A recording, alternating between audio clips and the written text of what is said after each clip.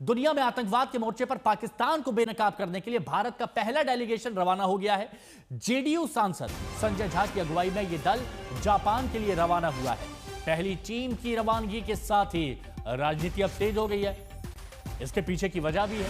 कांग्रेस के नेता जयराम रमेश ने गंभीर आरोप लगाए हैं और सवाल भी उठाए हैं। तो शिवसेना उद्धव गुट के नेता संजय राउत ने भी जयराम रमेश के सुर में सुर मिलाया है। वहीं एनसीपी शरद गुट के नेता सुप्रिया सुले ने यह कहा है कि यह तू मैंने का वक्त बिल्कुल नहीं है। तो टीम संजय झा कौन कौन है यह हम आपको बता रहे हैं, जिसमें हिमांशु जोशी बीजेपी की तरफ से वो भी शामिल है। लेकिन अब बयानबाजी का दौर शुरू हो गया है। जयराम रमेश कह रहे हैं कि ध्यान भटकाने के लिए यह सब किया जा रहा है। पहलगाम के आतंकी फरार हैं, पहलगाम के आतंकियों को पकड़ा नहीं गया है और यहां ध्यान भटकाने के लिए सब किया जा रहा है। ये जयराम रमेश का जब बयान आता है तो उसका पलटवार किया जाता है।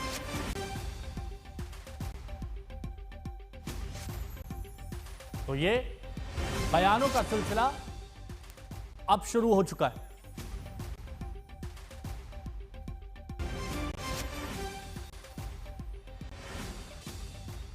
ये सब ध्यान भटकाने की कोशिश है, ये कांग्रेस की तरफ से कहा गया है। अब क्या कुछ कहा जा रहा है यहां पर ये देखिए। एक तरफ जयराम रमेश कांग्रेस की तरफ से क्या कहते हैं कि आतंकी घूम रहे हैं, सांसद भी घूम रहे हैं। दूसरी तरफ सुधांशु त्रिवेदी पलटवार करते हैं, क्या कहते हैं, राष्ट्रवाद को लेकर कांग्रेस की सोच छोटी है। ये सुधांशु त्रिवेदी की तरफ से पलटवार होता है। जयराम रमेश क्या कहते हैं ये भी हम आपको बता रहे हैं। जयराम रमेश ने सवाल उठाए हैं।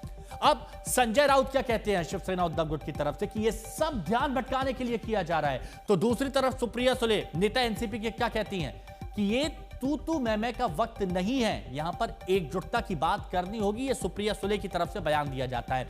अब एक तरफ सचिन पायलट कांग्रेस की तरफ से क्या कहते हैं कि विदेश में चर्चा को तैयार, तो संसद में क्या दिक्कत है, संसद में क्यों बात नहीं कर रहे। तो जवाब कौन देता है, केशव प्रसाद मौर्य डिप्टी सीएम उत्तर प्रदेश कहते हैं कि पाकिस्तान के नाम पर कांग्रेस की रीढ़ नरम क्यों है। यह सवाल उठाया गया केशव प्रसाद मौर्य की तरफ से। किस तरह के बयान, किस तरह से वार पलटवार किया जा रहा है वो भी जरा सुनिए। आज भी पहलगाम के आतंकवादी को पकड़ा नहीं गया है, आज भी वो लापता है, यहां वहां चल घूम रहे हैं। हमारे सांसद भी घूम रहे हैं और पहलगाम के आतंकवादी जो आतंकवादी सीधे तरीके से वो शामिल थे, पहलगाम के टेररिस्ट, वो कहाँ हैं? वो गिरफ्तार तो नहीं हुए, मारे तो नहीं गए हैं। ये तो पीआर एक्सरसाइज है, ध्यान हटाने के लिए, ध्यान भटकाने के लिए। इसमें तो मास्टर हैं हमारे प्रधानमंत्री। सरकार ने एक निर्णय लिया है, सरकार इस प्रकार के प्रयोग करते रहते हैं, ध्यान हटाने के लिए यहाँ से वहाँ से। अब ये छोटे छोटे देश में लोग जा रहे हैं, नाइजीरिया में जाएंगे, गोवा में जाएंगे, टोंगो में जाएंगे, हाँ रुवांडा में जाएंगे। उससे हमारे देश के विदेश नीति से क्या संबंध है, भारत पाकिस्तान खासकर क्या संबंध है। मैं मान लेता हूँ कि यूनाइटेड नेशन है, यूएस है, फ्रांस है, नाटो देश है। सबसे पहले हमारा जो नेबरिंग कंट्रीज है वहाँ जाना चाहिए। चाहे ये लोगों ने पाकिस्तान को खुलकर साथ दी है, लेकिन वहाँ जाकर पाकिस्तान को एक्सपोज करने की ज़रूरत है। चाहे चाइना हो, चाहे टर्की हो, चाहे म्यांमार हो, चाहे श्रीलंका हो, जो नेबरिंग कंट्रीज हैं वहाँ तो आप नहीं जा रहे, जाना चाहिए।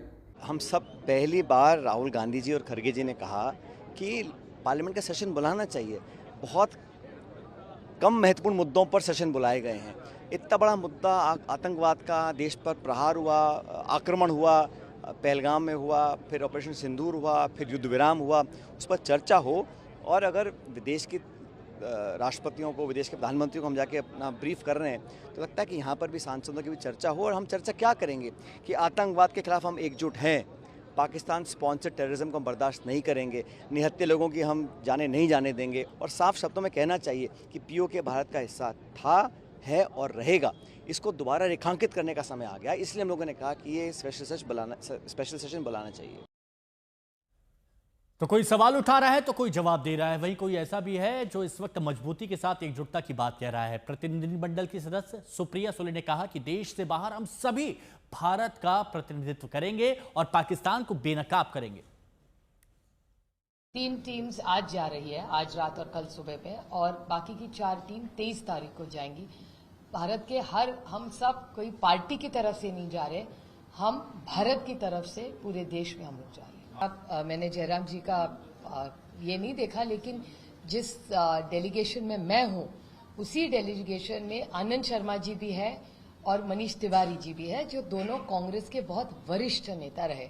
और मनीष जी तो बहुत बड़े नेता, एक्सटर्नल अफेयर्स में भी काफी लिखते हैं, उनका नॉलेज भी दोनों आनंद शर्मा जी का और मनीष जी का बहुत बहुत सालों से व्यापक उन्होंने पढ़ाई की है उसके बारे में। हिमांशु मिश्रा हमारे सहयोगी इसी खबर पर हमारे साथ में बने हुए, सीधे उनका रुख करते हैं। हिमांशु, हम देख रहे हैं कि कोई एक तरफ बयान दे रहा है तो कोई दूसरी तरफ से पलटवार भी कर रहा है, तो कोई कह रहा है कि ये एकजुटता का वक्त है। किस तरह की सियासी खींचतान, सियासी घमासान इस वक्त देखने को मिल रहा है डेलीगेशन पर? देखिए हिमांशु, उस पर कई तरीके के राजनीतिक आप देखेंगे बयान हुए हैं। उसका कारण ये है कि अब ऑपरेशन सिंदूर जो है उसका पहला चरण जब कंप्लीट हो गया और डिप्लोमेटिक स्तर पर एक सर्जिकल स्ट्राइक जो है वो पाकिस्तान पे करने की सरकार की मंशा है और उसमें अलग अलग डेलीगेशंस बनाए गए हैं। 7 डेलीगेशन है, जिनमें से एक डेलीगेशन जो है आज संजय झा जो जेडीयू के नेता हैं उनकी लीडरशिप में जापान गया है। उसके बाद इंडोनेशिया, मलेशिया, सिंगापुर होता हुआ होगा और 31 को वापस आएगा। इसी तरीके से श्रीकांत शिंदे जो है यूएई जाएंगे, उसके बाद जो है अन्य कंट्रियों में जाएंगे और 31 को वापस आएंगे। तमाम इसी तरीके से जाने, लेकिन बयानबाजी इसलिए है क्योंकि राजनीति है। और अब जयराम रमेश ये कह रहे हैं कि आप जो है ध्यान भटका रहे हैं। वो ये भी कह रहे हैं कि आतंकियों को पकड़ा नहीं गया है, आप विदेश जा रहे हैं बताने के लिए पाकिस्तान के बारे में। तमाम इश्यूज हैं, सत्ता पक्ष और विपक्ष दोनों एक दूसरे पर अब आरोप लगाते नजर आएंगे, क्योंकि जब आतंकियों को जवाब देने की बारी थी, आतंकी हमला हुआ था, तब पूरा देश एकजुट था। तब इस तरीके की एक वॉइस आ रही थी कि सभी पॉलिटिकल पार्टी जो है एक साथ है। लेकिन जैसे जैसे समय बीतता गया है उसके बाद जो है सभी राजनीतिक दल अपने अपने हिसाब से अपने अपने राजनीतिक बयान दे रहे हैं, अपनी अपनी राजनीतिक रोटियां सेकना चाहते हैं।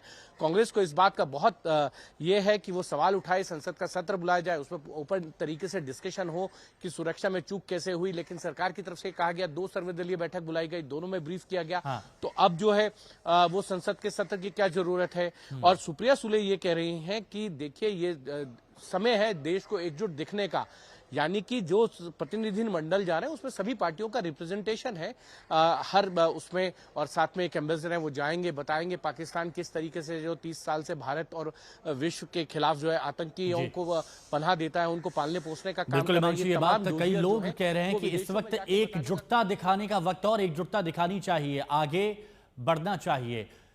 शुक्रिया आपका हमारे साथ जुड़ने के लिए।